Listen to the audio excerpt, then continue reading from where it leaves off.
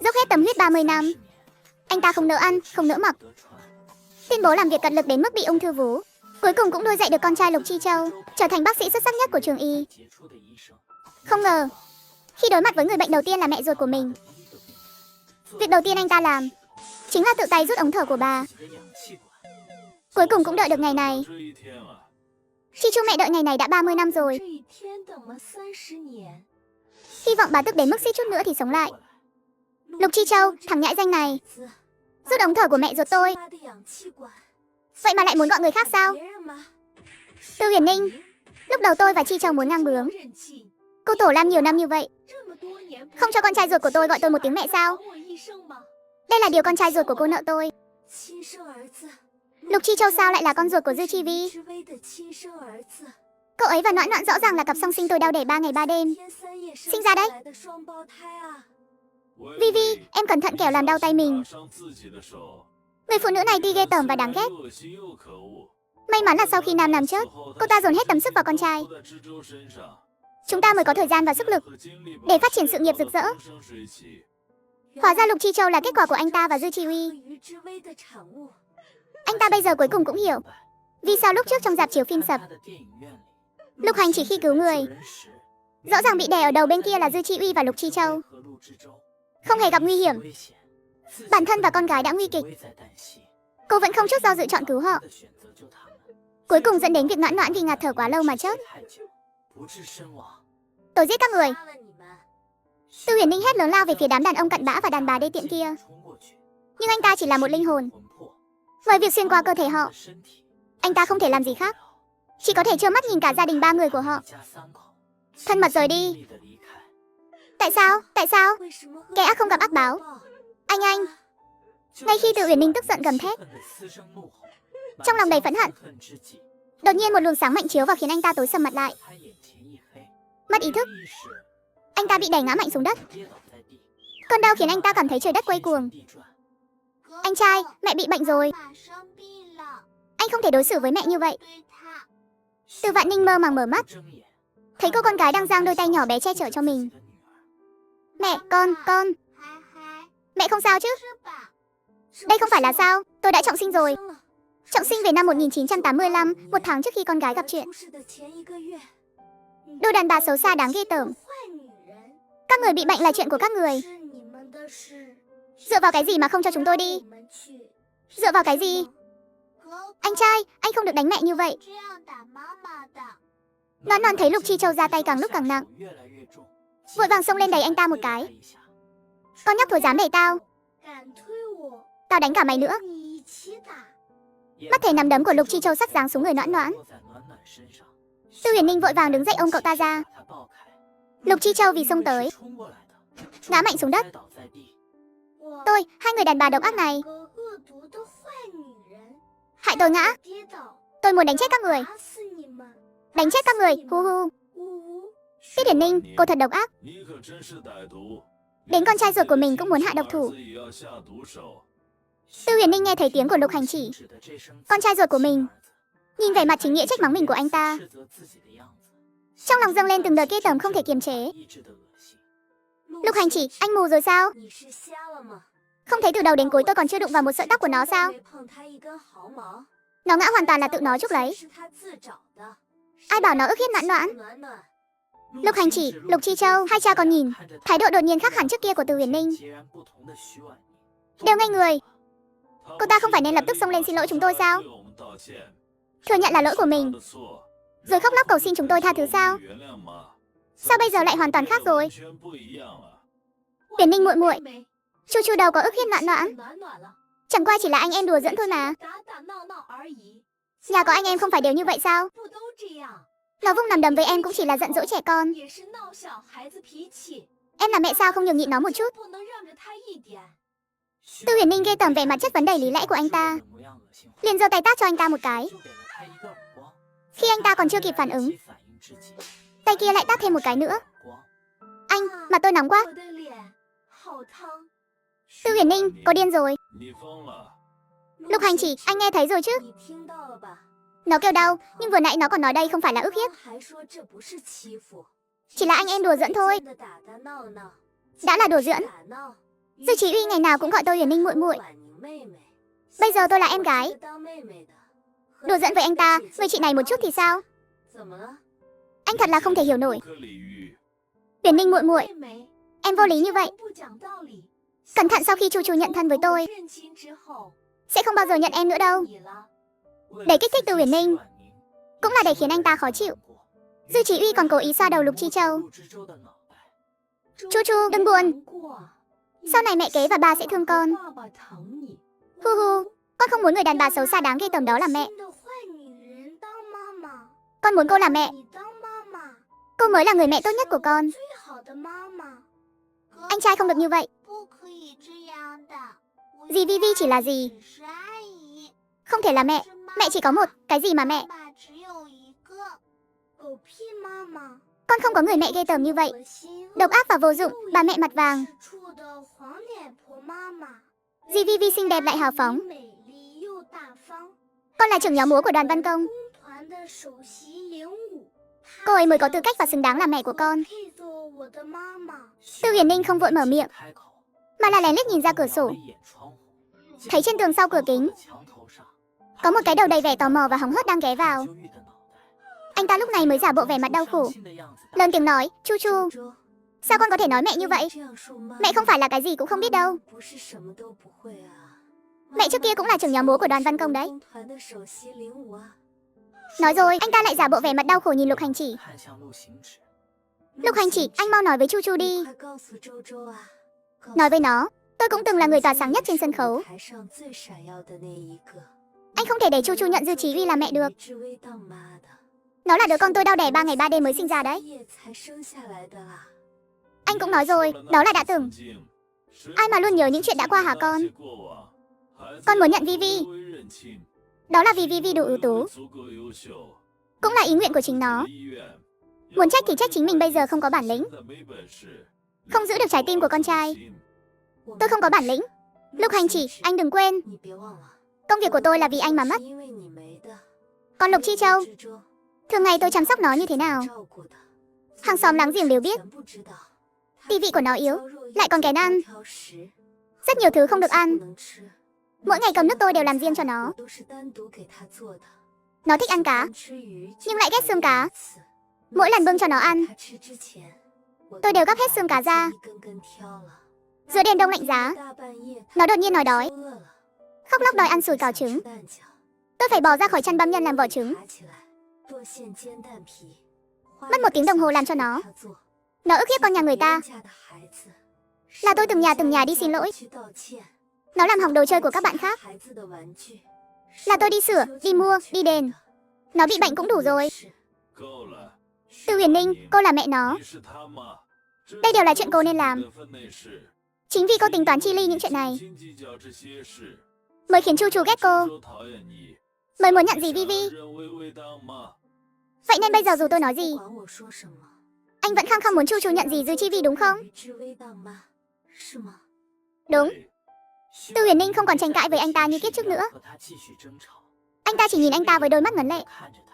Không phải đau lòng, không phải đau lòng, cũng không phải không nỡ, mà là phải ghi nhớ thật kỹ khuôn mặt kiếp trước đã lừa gạt anh ta cả đời, hủy hoại cả cuộc đời anh ta. Lục Hành chỉ lừa gạt anh ta, nợ anh ta một kiếp sống lại. Anh ta sẽ từng thứ đòi lại hết. Chúng ta đi thôi, thời gian không còn sớm nữa.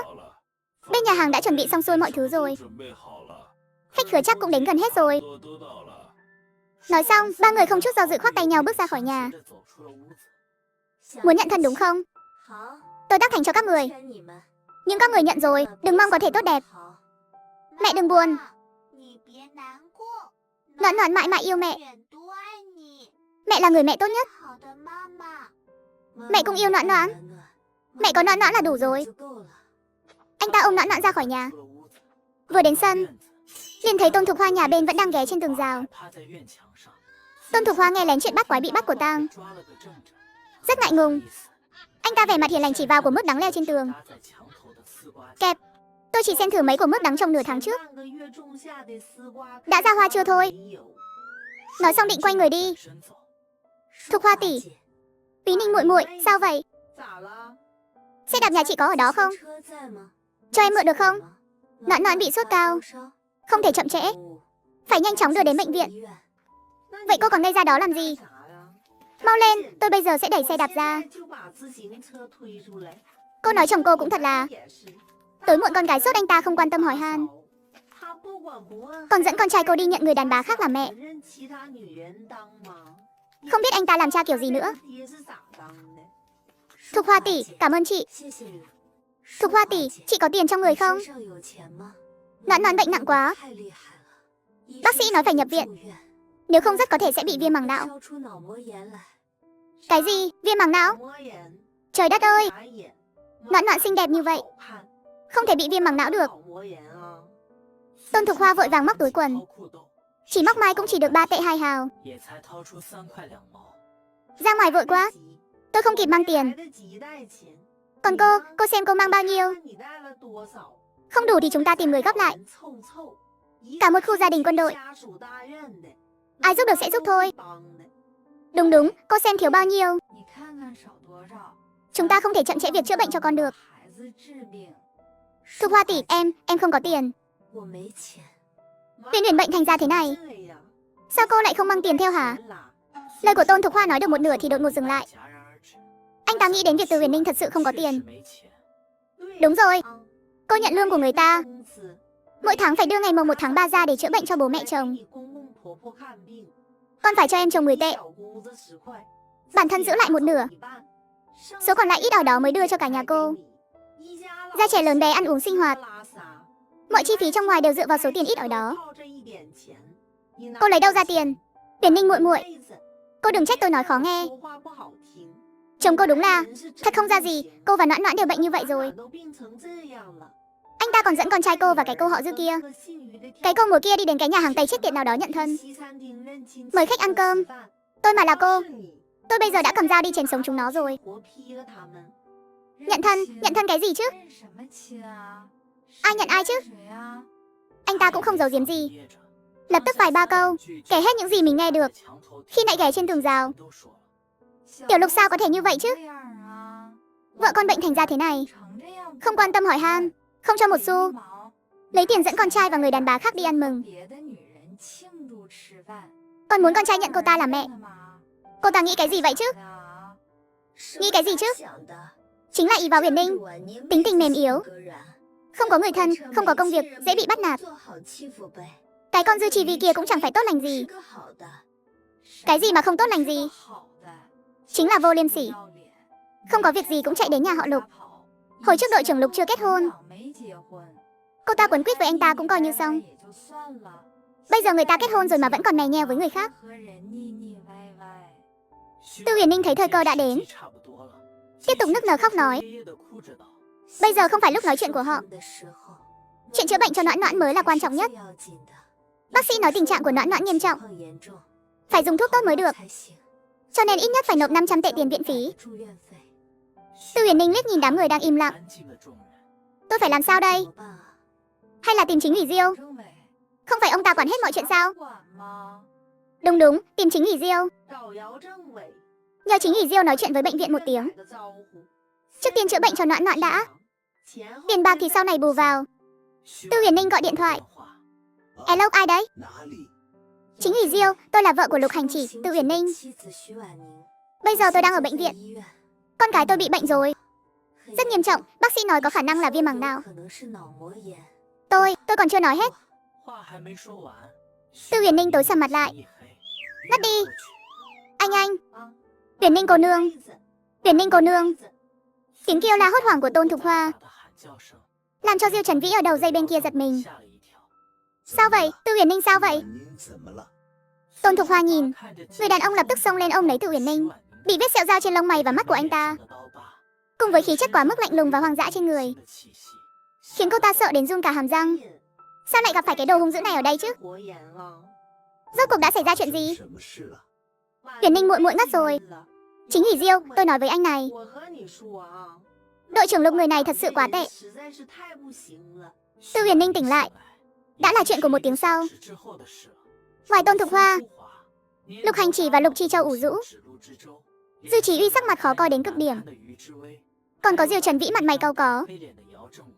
Khi nhìn thấy trên cổ Lục Chi Châu đã đeo chiếc khóa trường mệnh nhận thân, Tư Uyển Ninh biết rõ kế hoạch của mình đã thành công. Người vợ tốt như vậy anh không biết trân trọng. Sớm muộn gì anh cũng có lúc hối hận. Uyển Ninh, anh xin lỗi. Anh không biết em và Noãn Noãn bệnh nặng đến thế. Nếu biết, anh nhất định sẽ đưa hai mẹ con đến bệnh viện. Anh đảm bảo lần sau sẽ không bao giờ xảy ra chuyện như vậy nữa. Mẹ đỡ hơn chưa? Sau này con sẽ không đi đâu hết. Sẽ ở nhà cùng mẹ và em gái, được không? Nhìn hai cha con đang diễn kịch. Tư Vạn Ninh đưa tay sờ vào chiếc khóa trường mệnh kia. Đẹp thật. Không cho phép mày, cái đồ đàn bà xấu xa đáng ghê tởm. Cất đồ mẹ tao tặng cho tao. Đứa bé này sao rõ ràng giây trước còn ngoan như vậy, giây sau lại thô lỗ ngang ngược như thế. Uyển Ninh muội muội, Chu Chu không cố ý đâu. Nó chỉ giận chuyện trước đó em làm chảy cằm nó. Còn nói nó đáng đời nữa. Trong lúc nói, anh ta cố ý đưa cái cằm bị chảy một chút da của Lục Chi Châu ra cho mọi người xem. Uyển Ninh muội muội, tôi không có ý định tranh giành Chu Chu với cô. Tôi nhận thân với nó đơn thuần chỉ vì nó hiểu chuyện và đáng yêu. Muốn có thêm một người thương yêu nó thôi. Cô biết đấy, tôi đã thề rồi, sẽ cống hiến cả đời cho Đảng và sự nghiệp, quyết không lấy chồng. Đúng vậy, thêm một người thương yêu con trai cô. Sao cô còn làm ầm ĩ lên thế? Cái loại đàn bà nội trợ rảnh rỗi này chính là thích suy nghĩ lung tung. Người nói câu sau là kẻ nịnh bợ Dư Chí Uy. Trương Mỹ Lệ, vậy tôi miệng thì hô hào cả đời không lấy chồng, nhưng ngày ngày lại đi tìm chồng cô. Bảo anh ta đưa tiền nhà cô cho tôi tiêu. Bảo con trai cô gọi tôi là mẹ. Được không? Cô dám không? Tôi sẽ xác cô ra cái đồ đê tiện. Thấy chưa? Kim châm vào người cô cũng biết đau cơ mà. Trương Mỹ Lệ á khẩu không nói được lời nào. Mặt mày tái mét, trắng rồi lại xanh, còn đặc sắc hơn cả thuốc nhuộm. Dư Chi Vi thấy chưa? Có những người tim không bẩn, nhưng làm chuyện có đê tiện hay không, bản thân có phải là đồ rẻ rách hay không, thực ra trong lòng mọi người đều rõ ràng. Đừng tưởng miệng ngày ngày hô hào cái gì muốn một lòng trung thành với Đảng, liền cao thượng thuần khiết. Đây là sự sỉ nhục đối với Đảng. Sao cô lại chửi người? Người mắng cô là đồ rẻ rách đâu phải tôi. Còn về chuyện Lục Chi Châu bị thương là do tôi. Tôi muốn hỏi cô, Lục Chi Châu không tôn trọng người lớn, biết rõ tôi bị bệnh còn đẩy tôi ngã xuống đất, mở miệng ra là đồ đàn bà xấu xa vô dụng đáng ghê tởm, không yêu thương trẻ nhỏ, đến em gái cũng đánh, cuối cùng tự mình ngã bị thương. Chẳng lẽ không đáng đời sao? Chính là đáng đời. Đôi khi tôi còn nghi ngờ nó và Noãn Noãn có phải cùng nhau bò ra từ bụng của Uyển Ninh muội muội không? Noãn Noãn chính là chiếc áo bông nhỏ ấm áp của Uyển Ninh muội muội. Bất kể có đồ tốt gì, ngay lập tức sẽ nghĩ đến nó. Còn Lục Chi Châu thì sao? Trong nhà hệ có đồ ăn ngon một chút, nó đều cướp hết. Dù ăn không hết, hỏng rồi cũng không cho Uyển Ninh muội muội nếm thử một miếng. Đồ chơi cũng vậy, chơi chán rồi, thà đập hỏng cũng không cho Noãn Noãn chạm vào. Trong khu gia đình quân đội trên dưới bao nhiêu đứa trẻ, nhưng chưa từng thấy đứa nào vừa nghịch ngợm vừa xấu tính như nó. Mấy lần, tôi và thằng con nhà tôi tức đến mức muốn trèo tường sang đánh nó. Vậy thì chúng ta không nhận thân này nữa. Không được sao? Không được, Dư Chi Vi, Chu Chu. Tôi hết lòng hết dạ, dùng 4 năm trời cũng không thể sưởi ấm trái tim nó, nhưng lại thân thiết với cô như vậy. Điều này chứng tỏ duyên phận mẹ con của các người sâu đậm hơn chúng tôi. Cô nhận thân với nó, ban đầu tôi không thể chấp nhận được, nhưng trải qua chuyện này rồi, tôi đã nghĩ thông suốt. Trái tim không thể sưởi ấm, không cần nữa. Nếu nó thân với cô, cũng đã nhận cô là mẹ rồi, vậy thì từ nay về sau, cô chính là mẹ nó. Tư Uyển Ninh nói xong, nhìn về phía mọi người có mặt. Xin chính ủy Diêu và tất cả mọi người có mặt hãy làm chứng cho việc này. Bắt đầu từ giây phút này, Lục Chi Châu không còn là con trai của Tư Uyển Ninh tôi nữa. Nó là con trai của Dư Chí Uy. Sau này bất cứ chuyện gì của Lục Chi Châu đều không còn một chút quan hệ nào với Tư Uyển Ninh tôi. Xin mọi người trực tiếp tìm Dư Chí Uy. Tư Uyển Ninh, cô đủ rồi đấy. Tôi đã biết mình sai rồi. cũng đã công khai xin lỗi cô rồi. Cô có cần phải làm ầm ĩ như vậy không? Đến con trai ruột cũng không cần. Chuyện độc ác và nhẫn tâm như vậy, một người là mẹ sao có thể làm ra được? Lục Hành Chỉ, tôi không phải đang làm ầm ĩ. Đứa con trai này tôi thật sự không cần nữa. Anh nói tôi là một người mẹ, sao lại nhận tâm làm ra chuyện như vậy? Vậy sao anh không hỏi xem tại sao? Tôi chỉ là không cần nó. Không phải không cần Noãn Noãn. Bởi vì Noãn Noãn sẽ xông ra bảo vệ tôi khi Lục Chi Châu giơ nắm đấm về phía tôi. Xông ra bảo vệ tôi. Bởi vì Noãn Noãn sẽ ôm tôi nói mẹ là người mẹ tốt nhất. Khi Lục Chi Châu chỉ vào tôi mắng, đồ đàn bà đáng ghê tởm. Khi nó nhận Dư Chỉ Uy làm mẹ, đều là tôi sinh ra. Lục Chi Châu nói chưa bao giờ coi tôi là mẹ. Một lòng muốn nhận Dư Chỉ Uy làm mẹ. Vậy tôi còn cần nó để làm gì? Tư Huyền Ninh nói một tràng khiến Lục Hành Chỉ á khẩu. Tư Huyền Ninh, như người đàn ông mà mình từng yêu sâu đậm này. Sự ghê tởm trong mắt dần dần bị nước mắt thay thế. Anh nói anh biết sai rồi. Anh xin lỗi rồi. Nhưng lời xin lỗi của anh có ích gì? Noãn Noãn của tôi suýt chút nữa đã bị viêm màng não rồi. Lục Hành Chỉ, chuyện này xảy ra không phải vì chuyện khác, mà là vì sự thiên vị, keo kiệt và vô trách nhiệm của anh. Một người chồng, một người cha. Keo kiệt, không chịu trách nhiệm. Anh thà dẫn người đàn bà khác đi nhà hàng Tây để chúc mừng sinh nhật cô ta, ăn một bữa tối Tây cả 100 tệ, cũng không cho mẹ con tôi một xu để chữa bệnh. Lục Hành Chỉ, anh vẫn còn là người sao? Lương tâm của anh đâu? Trách nhiệm của anh với tư cách là một người chồng và người cha đâu? Đạo đức mà một người quân nhân nên có đâu? Anh có làm được một điều nào không? Lời tố cáo đầy nước mắt và sự thật này càng khiến Lục Hành Chỉ xấu hổ đến không còn chỗ dung thân. Lục Hành Chỉ, anh còn nhớ căn phòng này không? Lục Hành Chỉ bị anh ta nhắc nhở như vậy, đột nhiên quay người lại, nhớ lại chuyện đã xảy ra trong phòng bệnh này 5 năm trước. Chỉ vì ân cứu mạng của người đàn ông, người phụ nữ khi mắt anh ta bị thương, khi bác sĩ chẩn đoán anh ta sẽ bị mù, không chút do dự, cầm bó hoa hướng dương vàng rực rỡ đi đến trước mặt anh ta. Lục Hành Chỉ, chúng ta kết hôn đi. Sau này em sẽ là đôi mắt của anh, mang lại ánh sáng cho anh trong lúc anh ta khó khăn nhất, trong những năm tháng tươi đẹp nhất của anh ta. Không ngại bất cứ khó khăn nào mà cùng anh ta vượt qua. Mà bây giờ cô gái tươi tắn xinh đẹp đó không còn vẻ rạng rỡ như xưa nữa. Anh ta nước mắt đầy mặt, gầy gò yếu ớt, toàn thân tỏa ra hơi thở của đau buồn và thất vọng. Lục Hành Chỉ, không chỉ Lục Chi Châu, tôi không cần nữa. Anh, tôi cũng không cần nữa. Chúng ta ly hôn đi. Tôi không đồng ý. Tư Huyền Ninh, tôi biết lần này tôi sai rất nhiều, nhưng tôi sẽ sửa. Ly hôn là không thể. Cô không có công việc, không người thân thích, cũng không thể nuôi nổi Noãn Noãn. Tôi cũng không cho phép cô dẫn Noãn Noãn ra ngoài lang thang, chịu khổ chịu sở. Tôi tuyệt đối sẽ không đồng ý ly hôn. Đúng vậy, Tư Huyền Ninh. Ly hôn đâu phải chuyện đùa. Bọn trẻ còn nhỏ, những chuyện cần cân nhắc không chỉ có 1-2 điều. Cô không thể để chúng còn nhỏ như vậy, đã không có bố hoặc mẹ. Lục Hành Chỉ lần này thật sự quá đáng. Tôi và đơn vị nhất định sẽ nghiêm trị anh ta. Cô yên tâm, tuyệt đối sẽ không để cô chịu thiệt thòi vô ích. Đội trưởng Lục, anh nói anh sẽ sửa. Vậy anh định sửa như thế nào? Chẳng lẽ chỉ nói miệng cho xong chuyện thôi sao? Sau này tôi sẽ chăm sóc tốt cho em và Noãn Noãn. Lời hứa của anh đến một xu cũng không đáng. Huyền Ninh muội muội chịu bao nhiêu ủy khuất là vì cái gì? Chẳng phải là vì trong tay không có tiền sao? Quyền quản lý tài chính đều nộp hết lên trên. Xem đàn ông có thể làm mưa làm gió được không? Đúng, phải nắm tiền. Theo tôi thấy thì nên thực tế một chút. Sau này mỗi tháng tiền lương đều phải nộp hết cho Uyển Ninh muội muội. Không đúng, không chỉ tiền lương phải đưa cho cô, số tiền tiết kiệm trong tay anh cũng phải lấy ra đưa hết cho Uyển Ninh muội muội, để anh khỏi có những ý nghĩ vớ vẩn đi mời những người đàn bà có tâm địa khác ăn bít tết. Lục Hành chỉ vừa nghe thấy phải đưa hết tất cả tiền của mình cho Từ Vạn Ninh.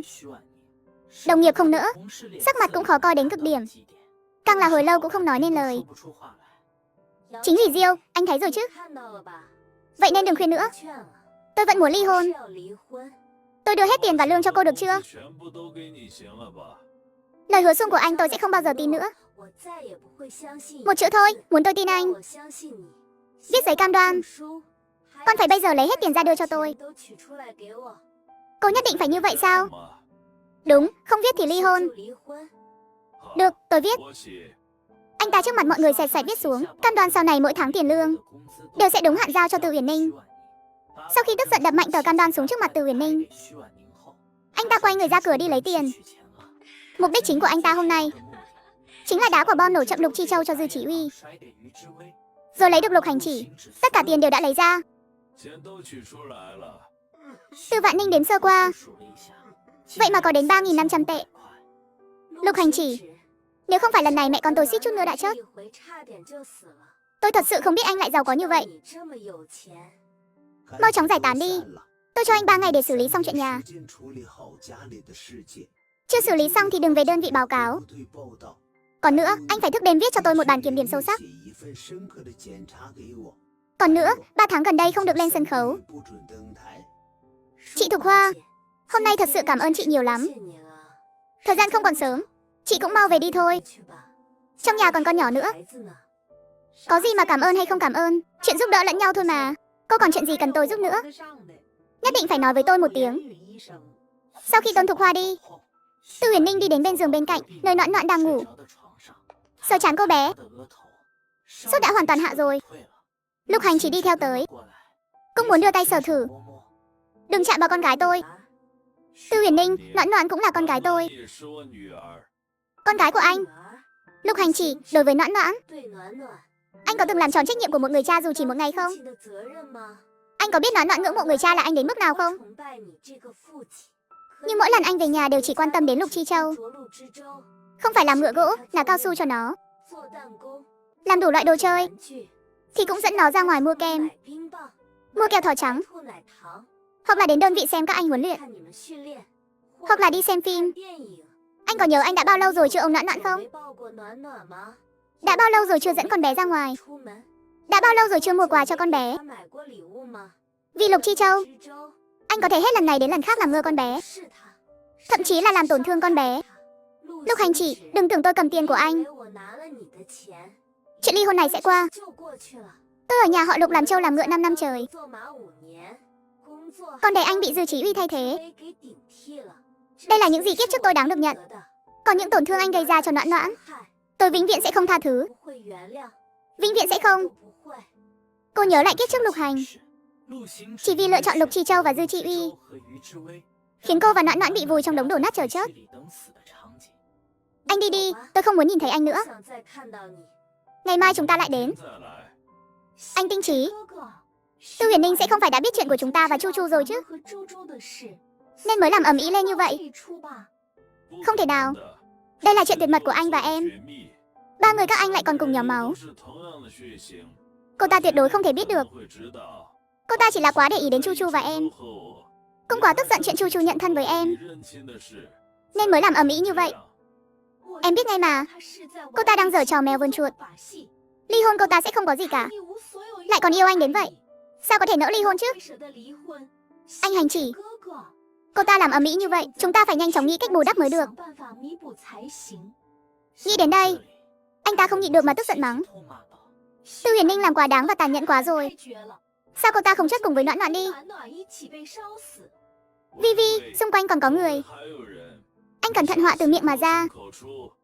Em không phải là tức giận lắm sao?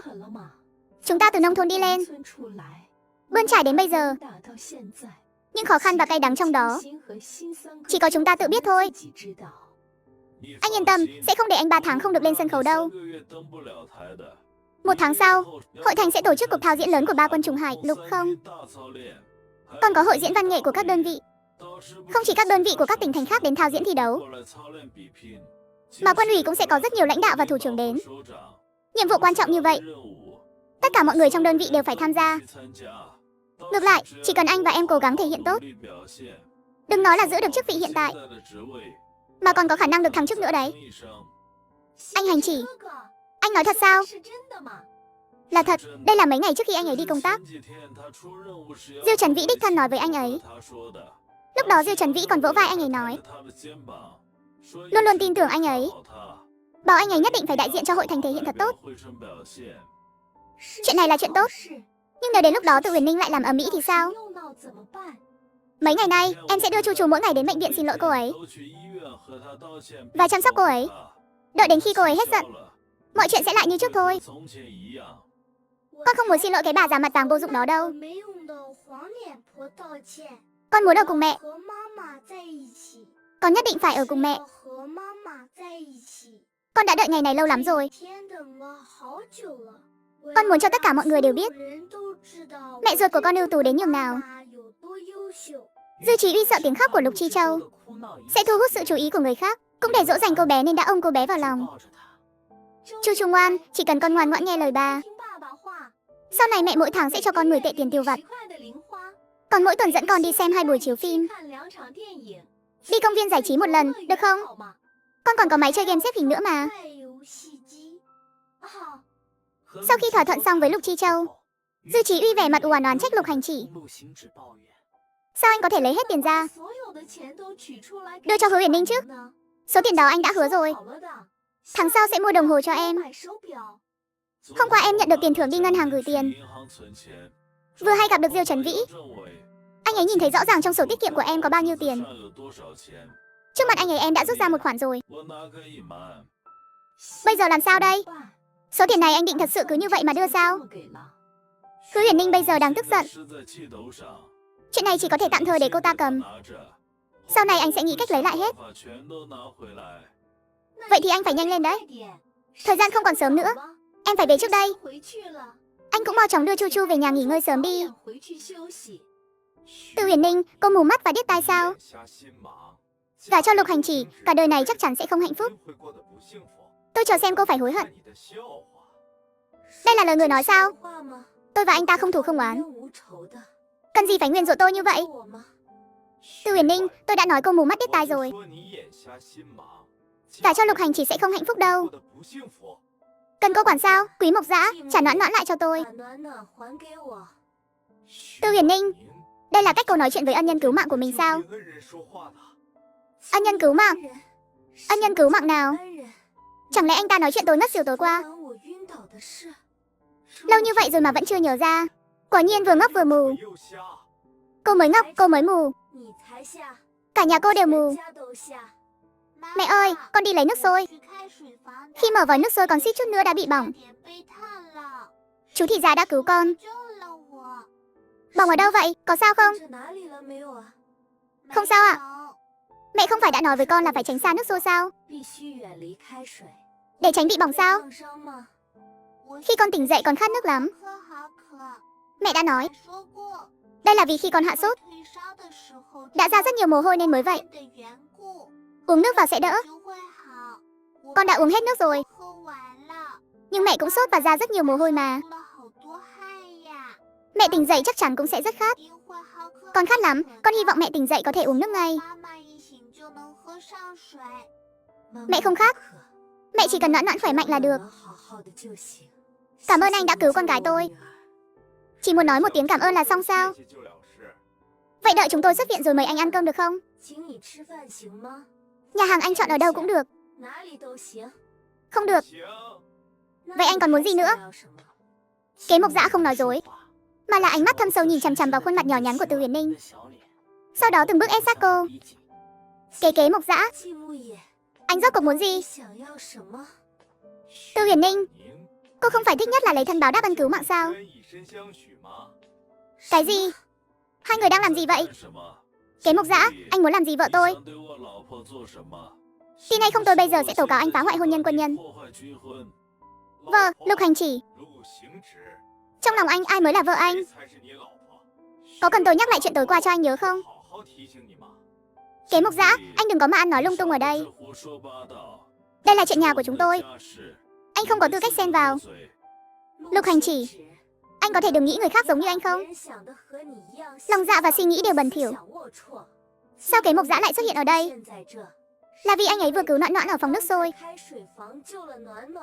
Nếu không có anh ấy, anh tưởng bây giờ Noãn Noãn có thể đứng đây khỏe mạnh sao? Sao có thể như vậy? Mẹ nói đều là thật. Chú gia đã cứu con. Lúc đó ở phòng nước sôi, rất nhiều cô chú đều nhìn thấy. Uyển Ninh, xin lỗi. Là anh đã hiểu lầm em. Em cũng là vì quá lo lắng cho anh và Noãn Noãn nên mới gây ra hiểu lầm như vậy. Đây là cơm anh tự tay làm từ sáng sớm. Hai người ăn thử đi. Lục Hành Chỉ, anh chê tôi và Noãn Noãn sống quá lâu sao? Anh nói linh tinh gì vậy? Ngay cả tôi và Noãn Noãn ăn được gì? Không ăn được gì cũng không biết. Còn nói trong lòng có chúng tôi. Đối với Chi Vi, anh sẽ không hề lơ là như vậy. Cô ta không ăn hành và rau mùi. Anh lúc nào cũng có thể nhớ kỹ. Thấy kế hoạch xin lỗi thất bại, sắc mặt Tự Uyển Ninh càng ngày càng khó coi. Kế Mộc Dã lại vẻ mặt ung dung tự tại, vẻ như đang xem kịch vui của mình. Lục Hành Chỉ không còn cách nào, chỉ có thể mặt mày xám xịt vội vàng dẫn Lục Chi Châu rời đi. Xin lỗi, tôi không biết anh vì cứu Noãn Noãn mà cánh tay bị thương nặng như vậy.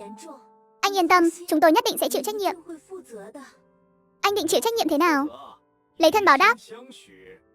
Đừng có nói linh tinh. Tiền thuốc men, tiền viện phí chúng tôi trả. Trong thời gian nằm viện, mọi sinh hoạt của anh đều do tôi chăm sóc. Như vậy anh thấy được không? Không được. Vậy anh còn muốn gì nữa? Là toàn bộ thời gian hồi phục sau này đều phải do cô chịu trách nhiệm. Được. Mặt tôi có hoa sao? Anh nhìn kỹ đi. Hay là thấy tôi còn hơn cái tên đàn ông mù mắt anh lấy cả 100 lần. Tôi không nên nhìn anh thêm một lần nào nữa. Hai đứa trẻ giao cho anh đấy. Tôi đi lấy nước sôi.